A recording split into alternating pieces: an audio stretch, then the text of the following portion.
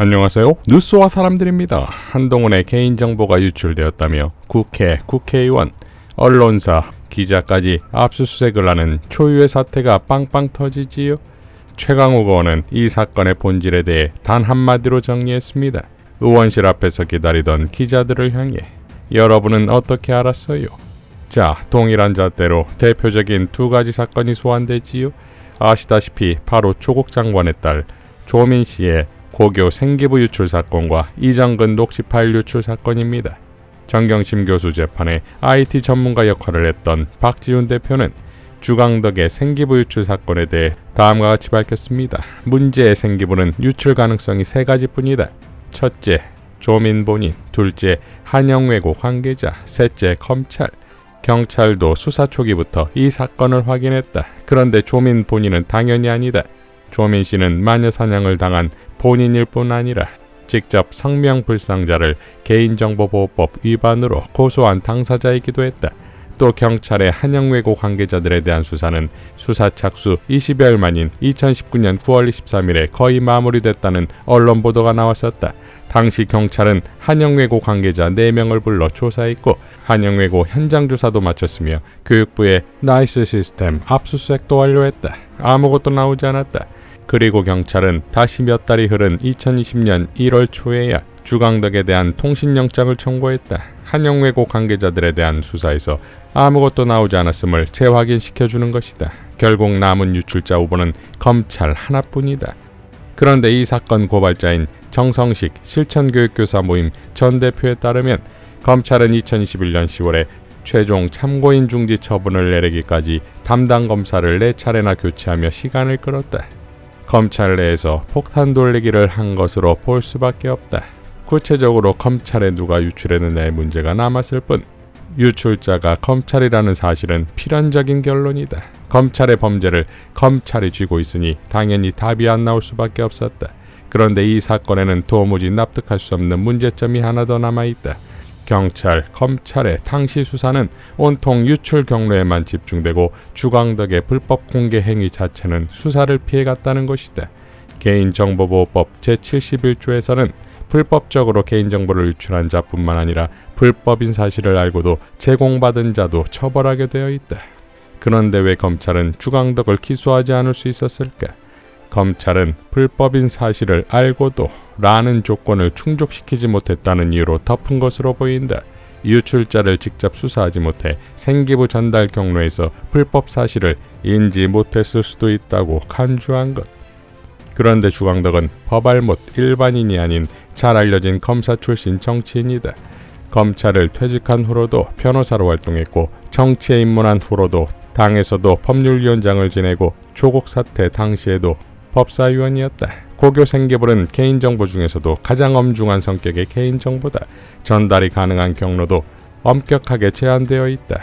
검사 출신 변호사인 주강덕이 스스로 합법적으로 전달받았다고 간주했을 가능성? 상식적으로 전혀 없다.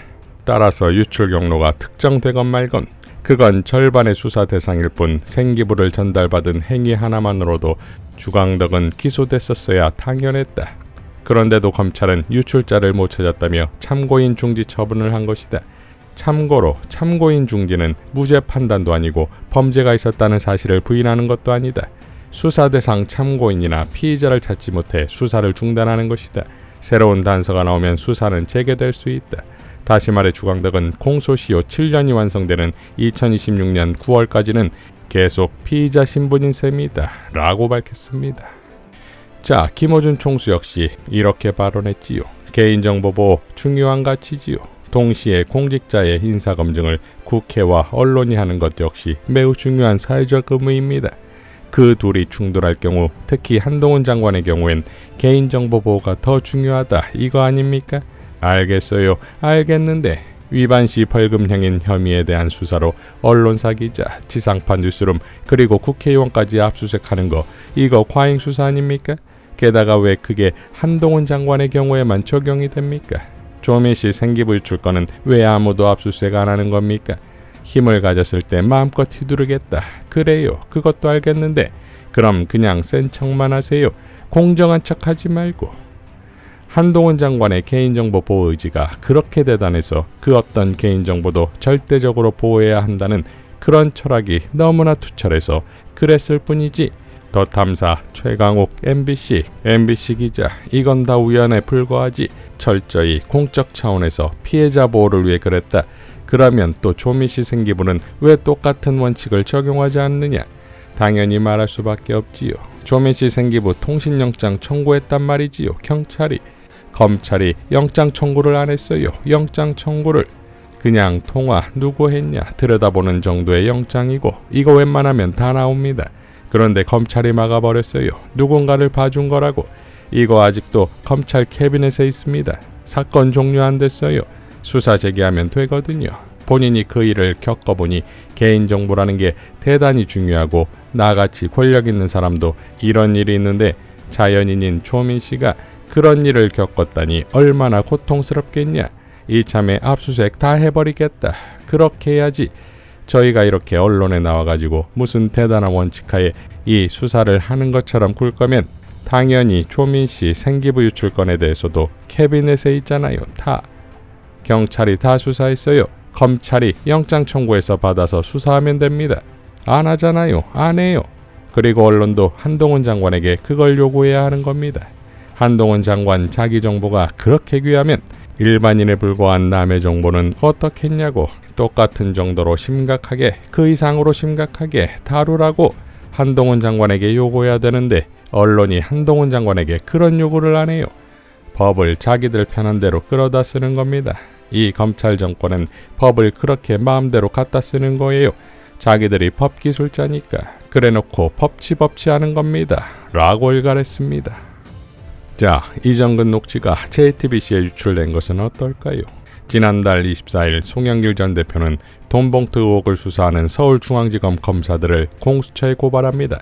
검찰이 윤관석 의원 등을 압수수색한 날 곧바로 JTBC가 윤관석의 실명과 육성이 담긴 녹취를 단독 보도한 것을 두고서 검찰이 공무상 비밀을 누설했다고 볼 수 있는 개연성이 있다며 고발 이유를 들었고, 만약 검찰이 아니라면 이정근 측 불상의 변호인이 유출했다고 볼 수 있으니 그 또한 업무상 비밀 누설 혐의로 고발합니다. JTBC 취재진에 대해서도 개인정보보호법 위반 혐의가 적용될 가능성이 있는지 검토해달라고 공수처에 요청하는데 완벽하게 빠져나갈 구멍 없는 그야말로 검찰과의 전투에 배수진을 쳐버리지요.